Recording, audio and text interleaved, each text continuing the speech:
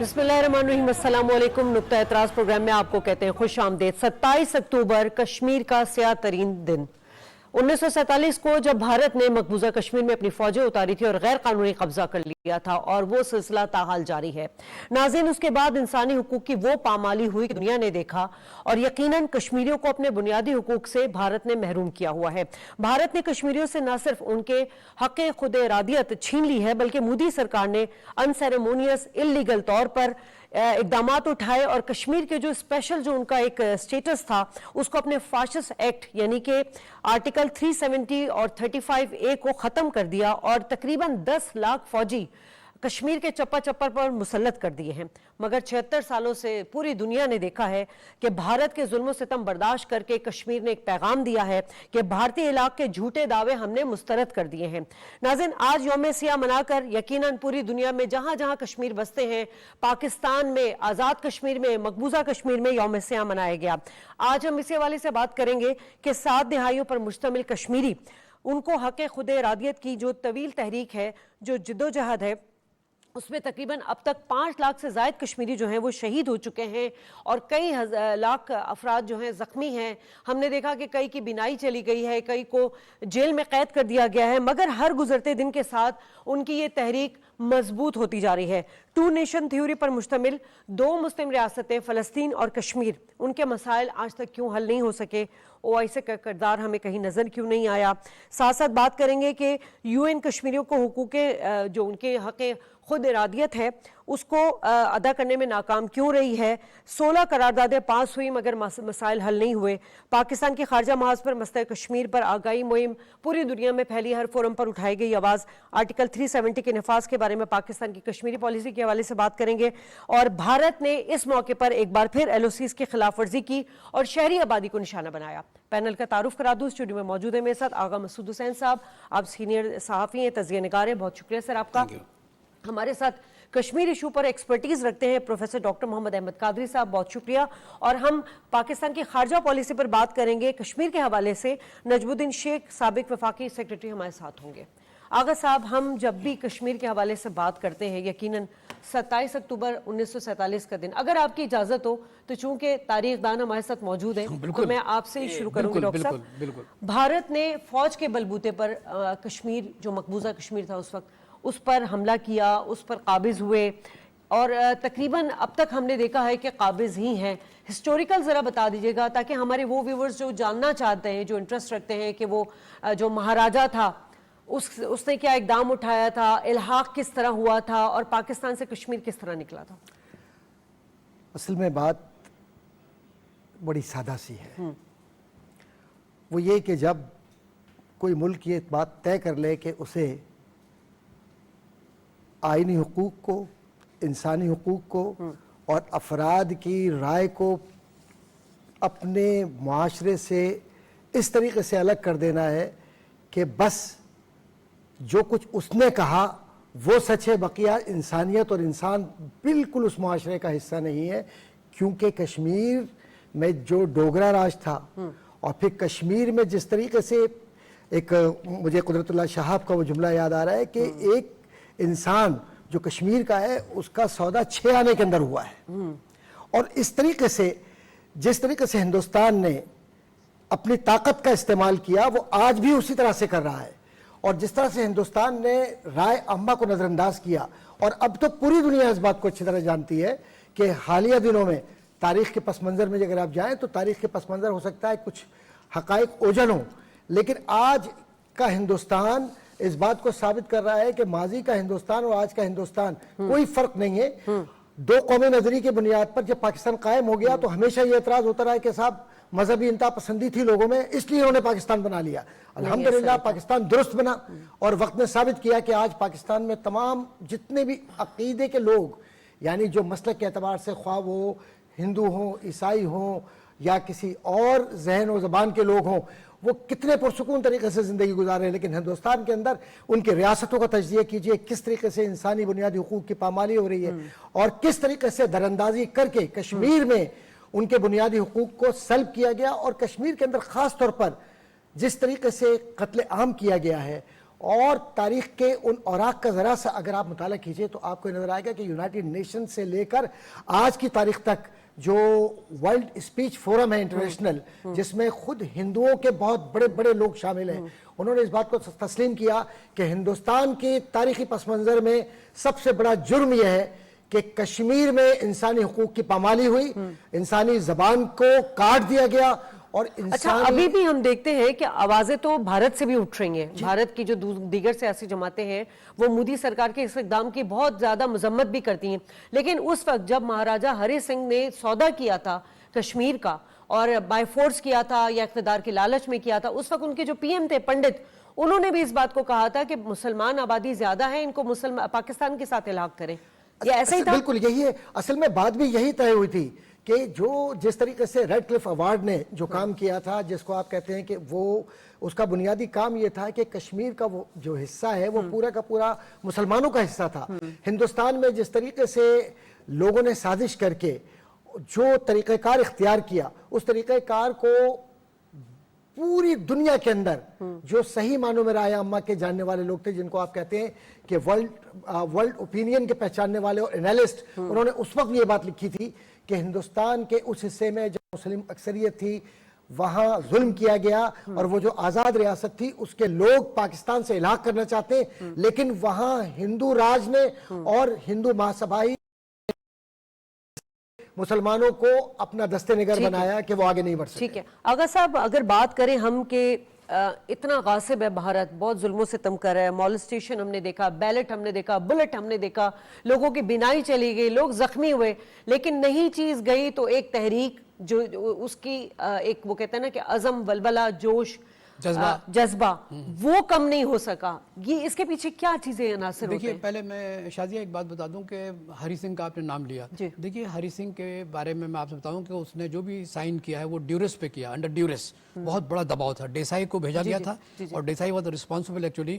تو کانگریسی رہنما جی ہاں، تو میں یہ عرض کروں کہ ہری سنگھ تو بنیادی طور پہ جو آپ نے جملہ کہا وہ پہلے تو نیوٹرل رہا، پہلے ادھر جاؤں ادھر جاؤں، لیکن وہ جو ان کے جو وزیر اعظم تھے اس نے صحیح کہا تھا کہ دیکھیے یہ آپ کے لیے بڑا مسئلہ ہوگا کیونکہ یہاں کی جو اکثریت ہے وہ مسلمانوں کی ہے. یہ واحد ریاست اکثریت میں تھے اور وہ اپنا مطلب یہ کہ اپنے تئیں زندگی کو بسر ڈوگرا راج وہ ظلم کو بھی مطلب یہ کہ برداشت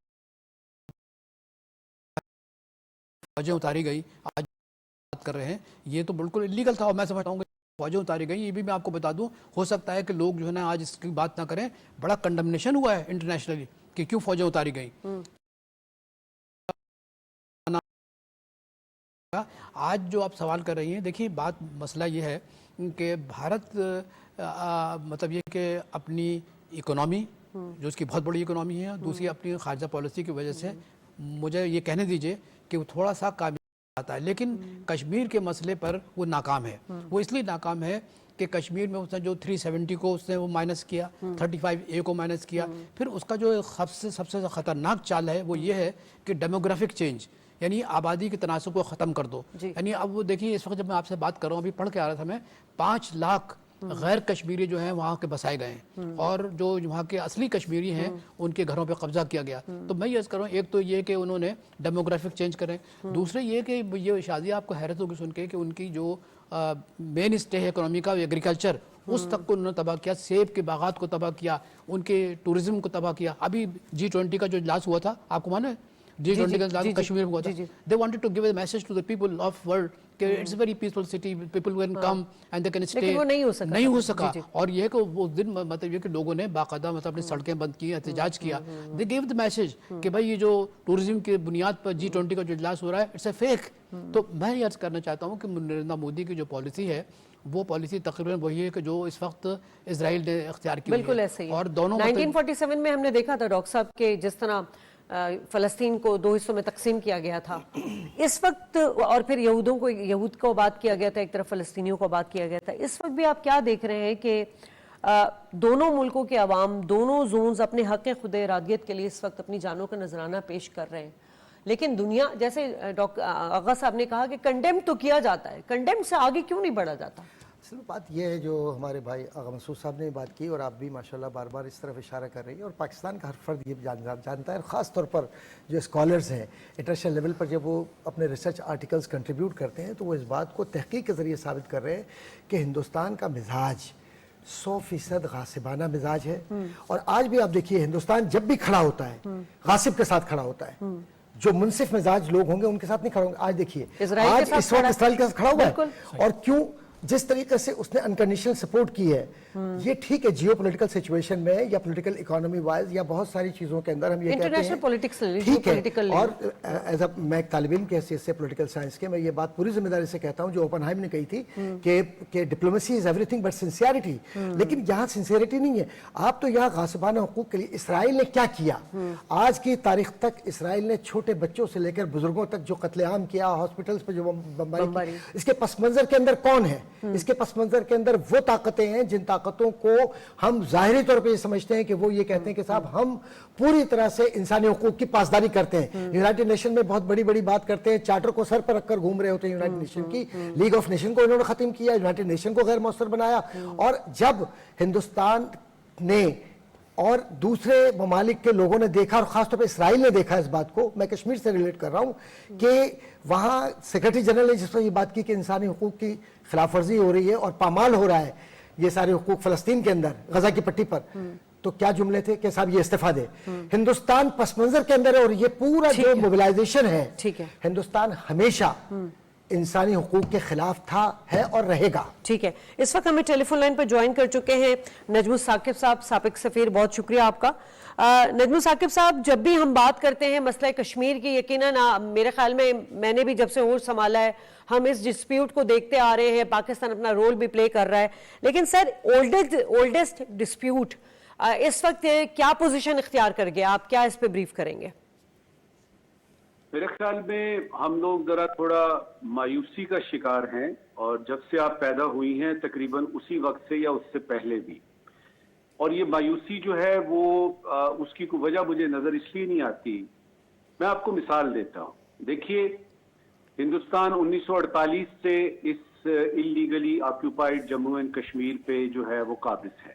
فیکٹ نمبر 1. فیکٹ نمبر 2 یہ کہ 1989 میں جب شروع ہوتی ہے اپرائزنگ، وہ ابھی تک چل رہی ہے، جو انڈیجنس اپرائزنگ تھی جو ہیلڈ کشمیر میں چلتی ہے. فیکٹ نمبر 3 کہ جب 5 اگست 2019 کو 370 اور 35 سے وہ اپنے کانسٹیٹیوشن کا ایبروگیٹ کرتے ہیں اور وہ کہتے ہیں جی کہ اب کشمیر ہمارا حصہ بن گیا ہے، تو مجھے ذرا یہ بتائیے گا آپ اور آپ کے سارے پینلسٹ کہ کیا دنیا نے یہ تسلیم کر لیا ہے کہ کشمیر ہندوستان کا حصہ ہے؟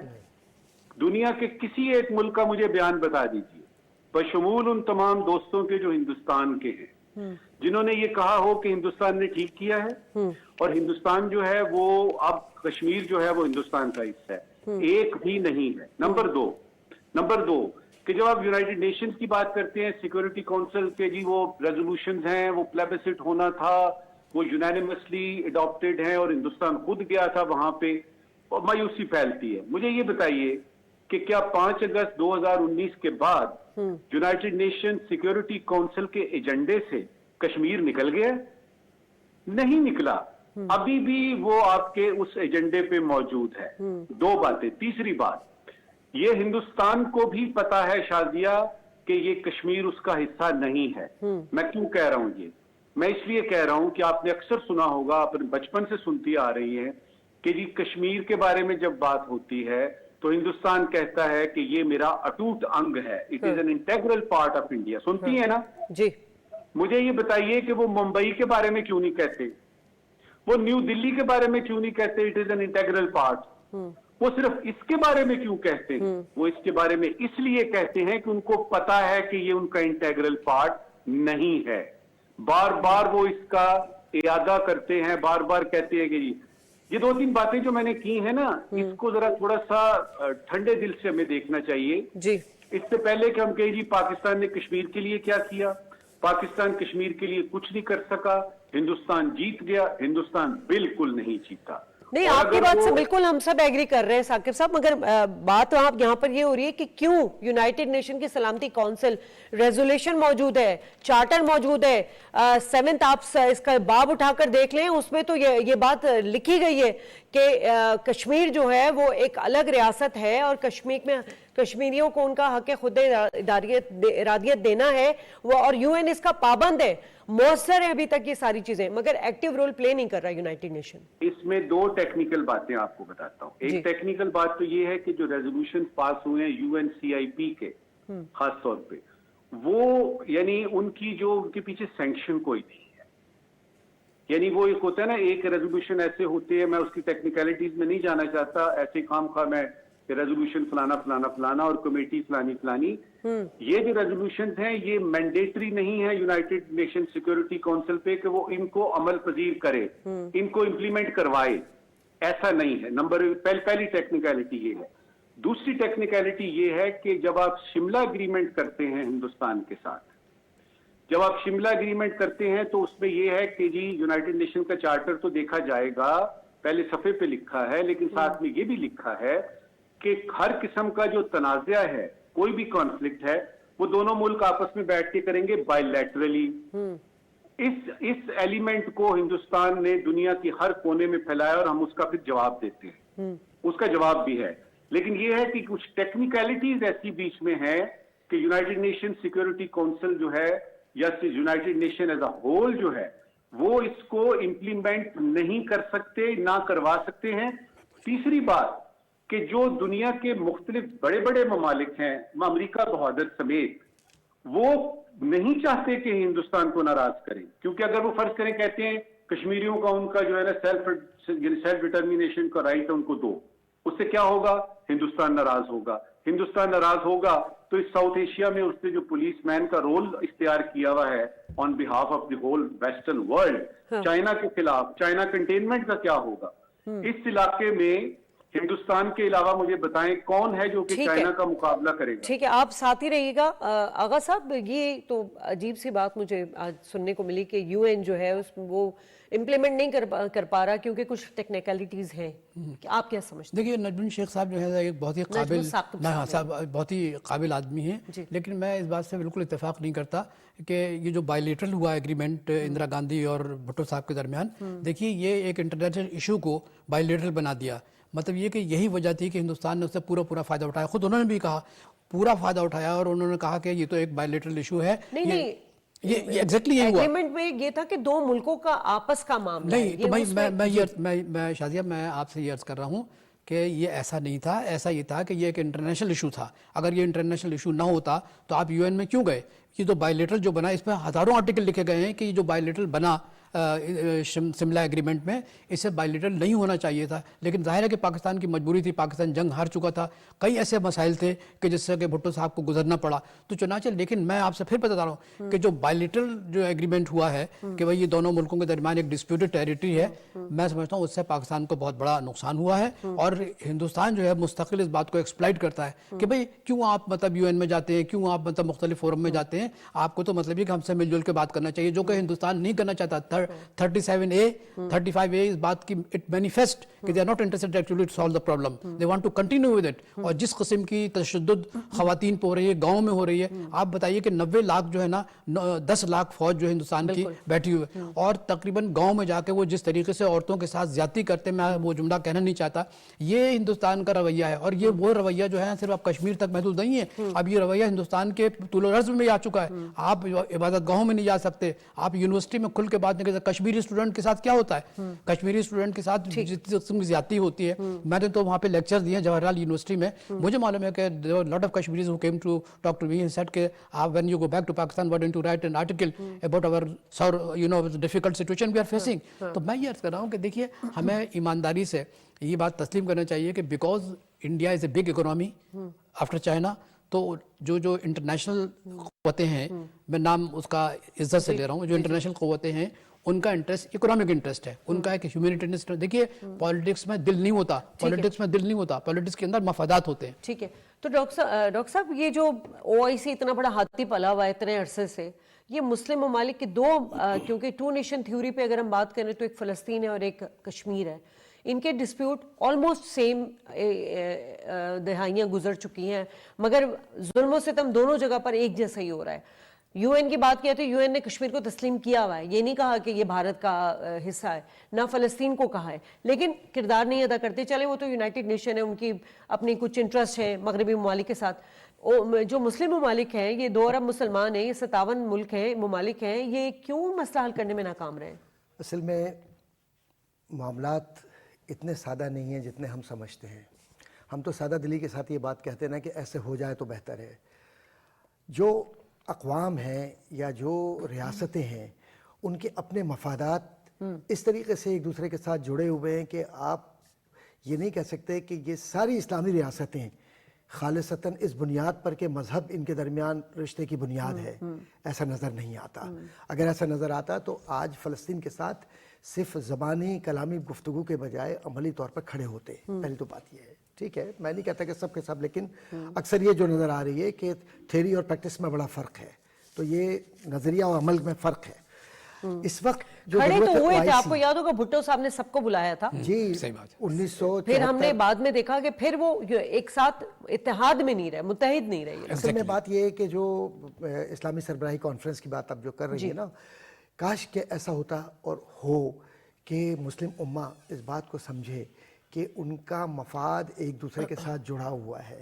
لیکن بدنصیبی یہ ہے کہ مسلم امہ نے اپنے آپ کو عقائد کی وجہ سے اور اپنے مسلک کے اختلافات کی وجہ سے اتنا فاصلوں پر ایک دوسرے کے ساتھ کر لیا ہے کہ اگر ایک دوسرے کے ساتھ آتا ہے تو یہ سوچتا ہے کہ کیا. میں او آئی سی کی طرف صرف یہ جملہ کہوں گا کہ او آئی سی نے اپنے اس کردار کو شاید سمجھا ہی نہیں، بالکل ایسے ہی جیسے ماضی کی لیگ آف نیشن نے نہیں سمجھا.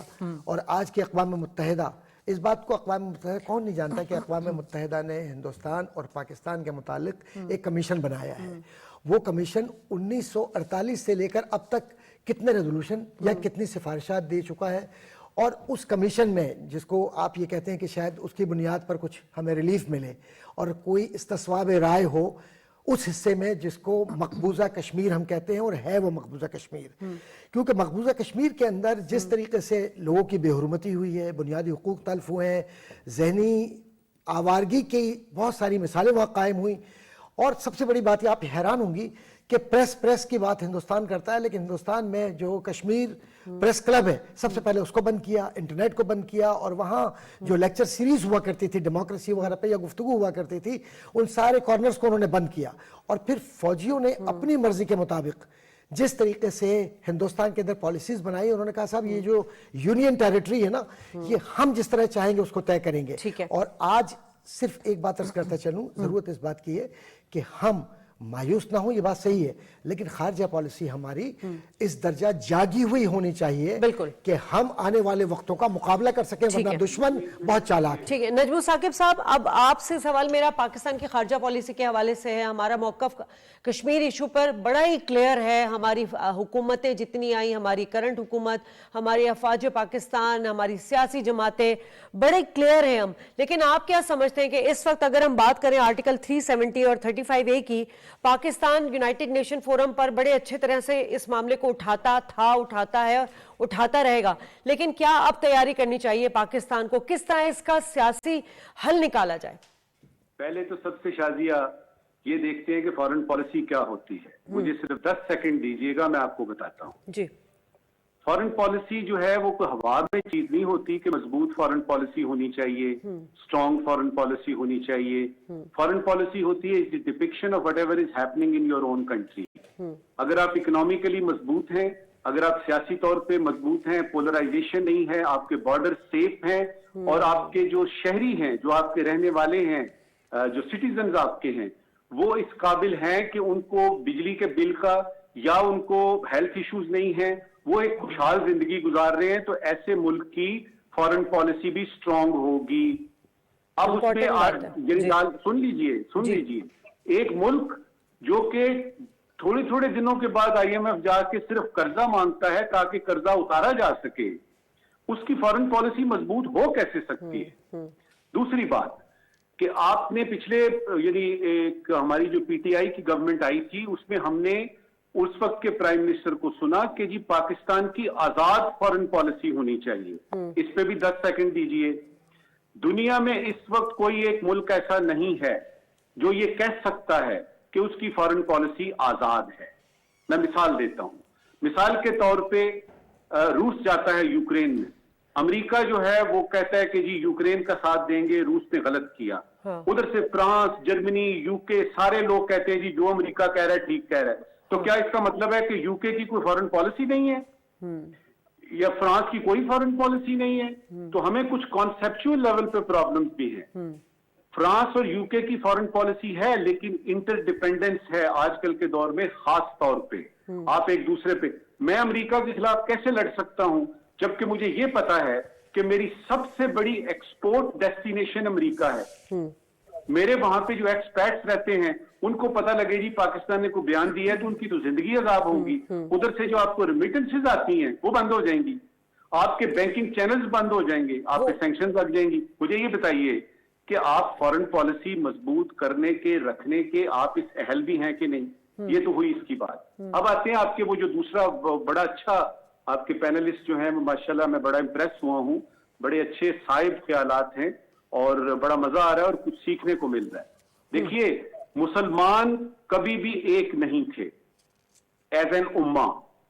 मैं उसकी आपको मिसाल देता हूं, कम से कम 1932 तक नहीं थे जब इकबाल ने कहा एक हो मुस्लिम हरम की पासबानी के लिए, नील के साहिल से लेकर ताबखा के काशगर एक हो। उस वक्त तक तो नहीं थे, उसके बाद अब आ जाइए, ये जो ओआईसी जिसका आप जिक्र कर रही हैं, भुट्टो साहब और लाहौर वगैरह, ये तो बनी ही फलस्तीन के लिए थी। ये तो बनी ही फलस्तीन के लिए थी, मस्जिद अल-अक्सा की बात थी और उस पे सारे मुसलमान इकट्ठे हुए। ठीक। अब 56 ममालिक हैं ओआईसी के। तो मैं आपको शाजिया बड़े वसूख से ये कहना चाहता हूं कि इन 56 मुस्लिम ममालिक की 56 खारजा पॉलिसियां हैं और उसमें हमने इराक ईरान की नहीं जंग देखी, हमने देखा नहीं सीरिया में क्या हो रहा है, हमने यमन में नहीं देखा कि सऊदी अरेबिया और ईरान वहां पे क्या कर रहे हैं, हमने अफगानिस्तान में नहीं देखी तबाह बर्बाद होते हुए, हमने इराक को नहीं देखा। मुसलमान तो इसमें जरा थोड़ा सा हमें क्लैरिफाई करना है अपने आप को, जज्बात को एक तरफ रखना है, ग्राउंड रियलिटीज को देखना है। और उसमें पाकिस्तान ने, देखिए आप पहले अपने आप को बचाते हैं ताकि आप किसी की मदद कर सकें। हम दुआ करते रहें दामे दर में सुखने, और जो हम इमदाद पहुंचा रहे हैं, जो हमने उनको फलस्तीनियों को कहा है कि हम आपके साथ हैं, वो एग्जैक्टली वही स्टैंड पॉइंट है हमारा जो उन कश्मीरियों के लिए है जो कि इस वक्त हेल्थ कश्मीर में। अच्छी बात की, बिल्कुल सही नजमुल साकिब साहब। जी जी सर, ठीक है, बहुत शुक्रिया नजमुल साकिब साहब हमारे साथ मौजूद है। आगा साहब, बड़ी कुछ बातें हकीकत पसंदाना रही हैं इनकी, नजमुल साकिब साहब की बात, लेकिन मैं ये समझती हूँ कि ये कुछ जो पॉलिटिकल अनसर्टेनिटी है ये तकरीबन 30 सालों से, हमें 20-30 सालों से नजर आ रही है। लेकिन उससे पहले हमारा जो मौक़िफ़ था वो पॉलिटिकल अनसर्टेनिटी में भी वही रहा, और आज केयर टेकर गवर्नमेंट अगर मुआशी इक़दाम उठा रही है, हमारे आर्मी चीफ साहब कोई इक़दाम उठा रहे हैं, तो उसके साथ भी मसला कश्मीर और फ़लस्तीन के लिए वही स्टेटमेंट है जो पहले थी। अब आ जाते हैं हम ये कि जो लॉबिंग इंडिया ने की, यानी कि इतने मकरू फेल करने के बाद एक पुरअमन फेस दुनिया को दिखाया है। दुनिया के उसके साथ अपने इकोनॉमी इंटरेस्ट भी बहुत हैं। पहले अरब ममालिक की बात करें तो इंडिया सिर्फ तेल की हद तक महदूद थे उनके ताल्लुकात, उसके बाद अरब ममालिक के साथ उनके स्ट्रेटेजिक ताल्लुकात भी होने लगे और उनके इक्तिसादी ताल्लुकात भी होने लगे। वो हमने देखा, सारी दुनिया ने देखा। अभी G20 हुआ, उसमें IMEC हुआ, सारी चीज़ें देखी।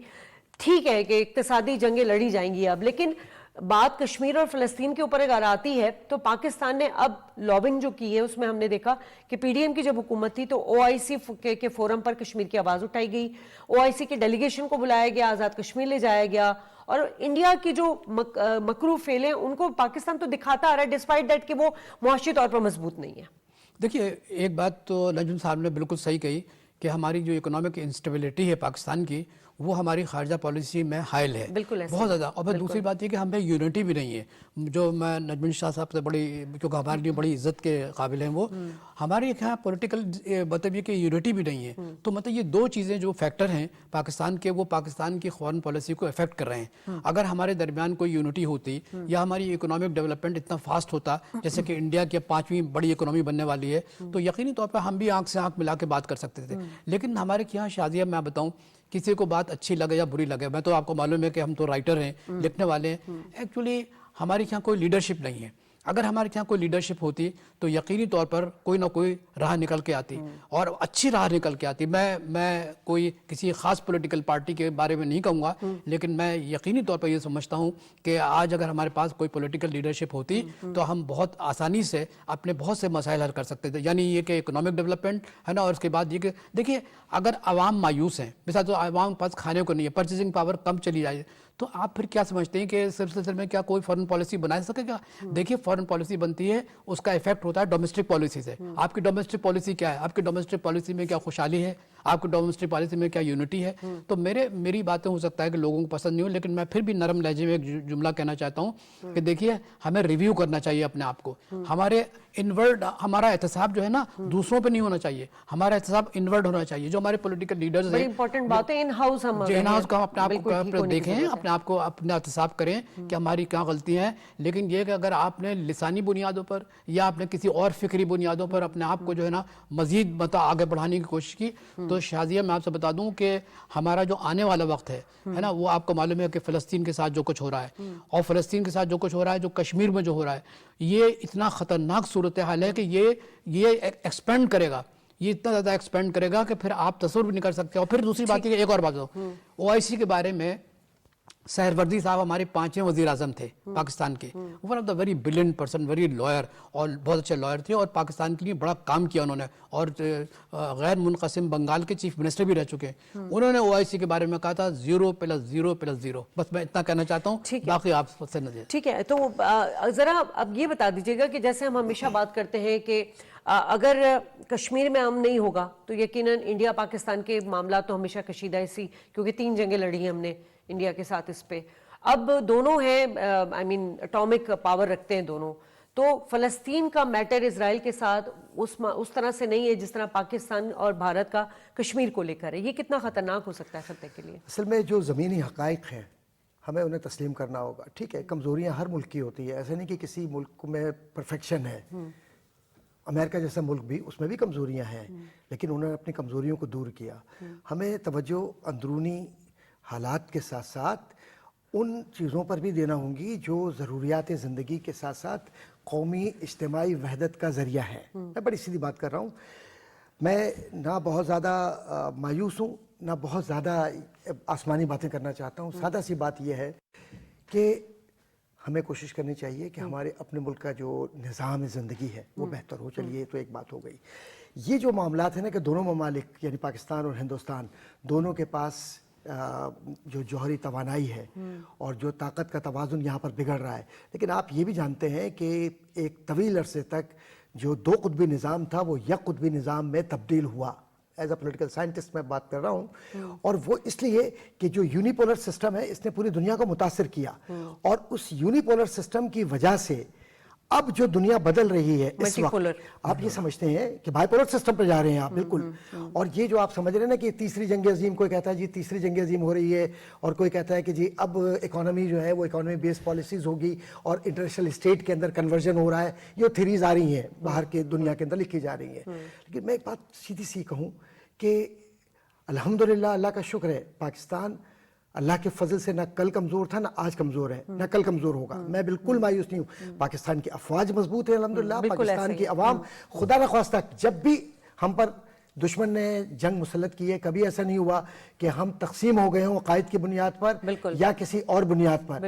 مضبوط پاکستان ہمیشہ نظر آیا ہے. ایک معمولی سے کرکٹ کے میچ کے اندر اگر ہم اتنے مضبوط ہو سکتے ہیں تو جہاں پاکستان کی بقا کی بات ہو تو کیا وجہ ہے کہ ہم نہیں ہو سکتے؟ ہم ہیں مضبوط. صرف یہ کہ اپنی کمزوریوں کو دیکھتے ہوئے ہم بہتر پالیسیز کی طرف جائیں.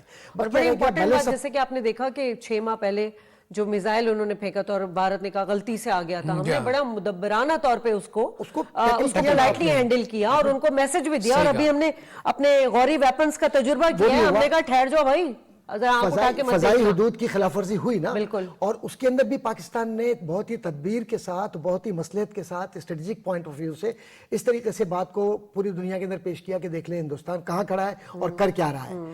بات یہ ہے اس وقت کہ جو آپ کے اسکالرز ہیں، آپ کی یونیورسٹیز ہیں، اللہ نے بہت نوازا ہے آپ کی یونیورسٹیز کو، آپ کے تعلیمی اداروں کو، آپ کے محققین کو. کیا وجہ ہے کہ ان کے ریفرنسز پوری دنیا میں باہر جا رہے ہوتے ہیں؟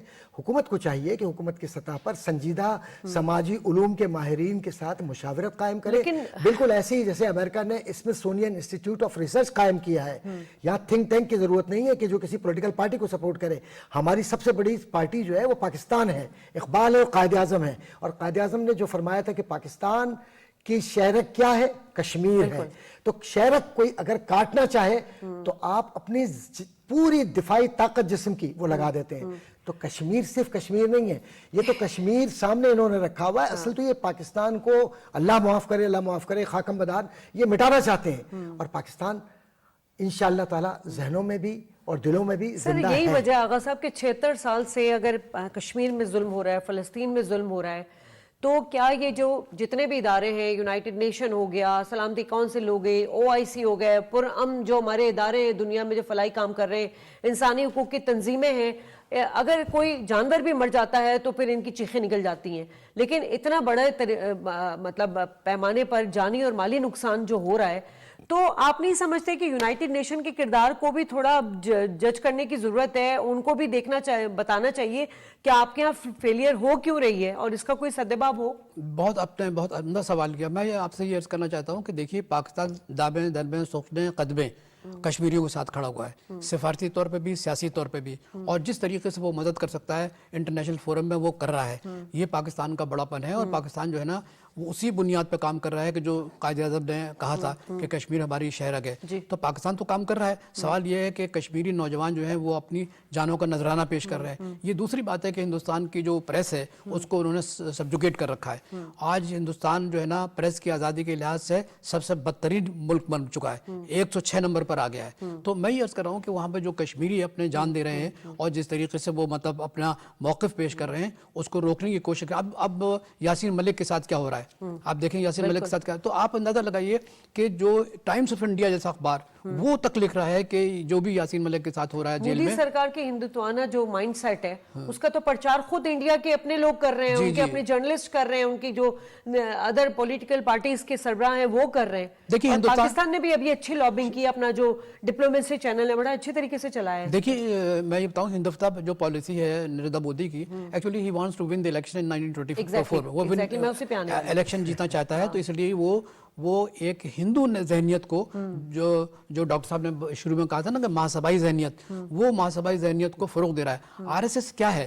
RSS 1925 میں وہ جو کتاب لکھنے والے تھے اس کی بنیاد پر انہوں نے RSS بنائی ہے.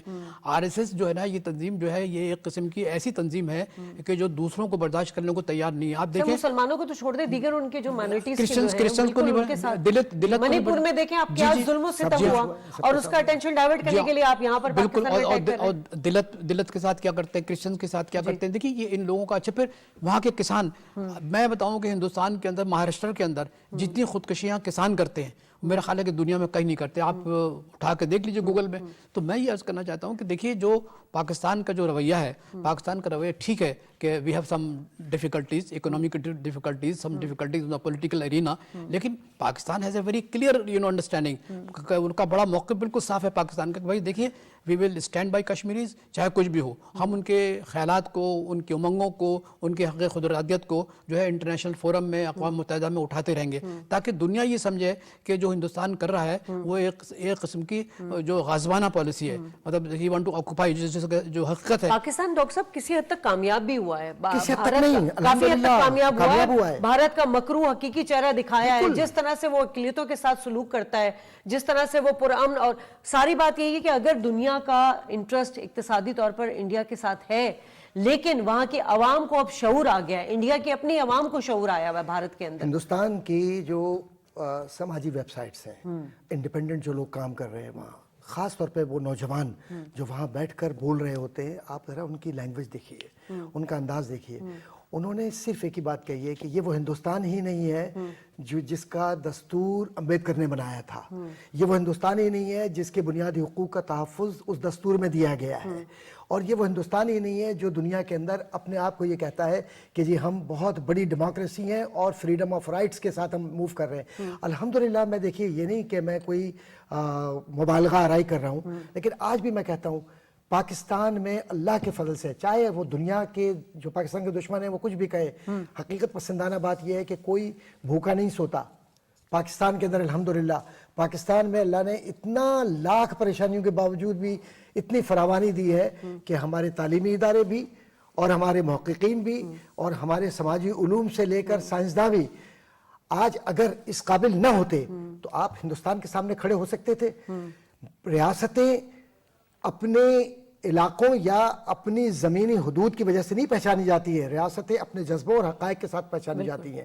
اور آج بھی الحمدللہ پاکستان نے خواہ کوئی بھی میدان ہو، عملیت پسندی کی بات یہ ہے کہ پاکستان نے یہ ثابت کیا ہے کہ ہندوستان خواہ دنیا میں کتنی ہی لابنگ کرے، اس کی دوستیاں ان ممالک میں جو ہمارے بھی دوست ہیں ان ممالک میں بھی ہو، لیکن وقت نے ثابت کیا کہ ابھی G20 کی بات ہوئی تھی نا، ابھی دیکھیے G20 کو کتنے دن گزرے ہیں، کیونکہ وہ سپیک کے خلاف معاملات چل رہے تھے اس کے اندر، اور معاملات یہ تھے کہ جی سپیک کا راستہ روکنا ہے کیونکہ پاکستان ہے اس کے اندر، تو ہندوستان نے ایک پیرالل ایک نظام کھڑا کرنے کی کوشش کی، لیکن جو پاکستان کے دوست اس میں گئے اور جانے کے بعد کچھ دنوں کے بعد آج کی تاریخ تک اب ان کا اسٹیٹمنٹ یہ آنے لگا کہ ہندوستان یا اس طرح کے جو دوسرے لوگ ہیں یہ ان معاملات میں یعنی انسانی بنیادی حقوق کی خلاف ورزی میں ملوث ہے، اور اسٹیٹمنٹ دیا۔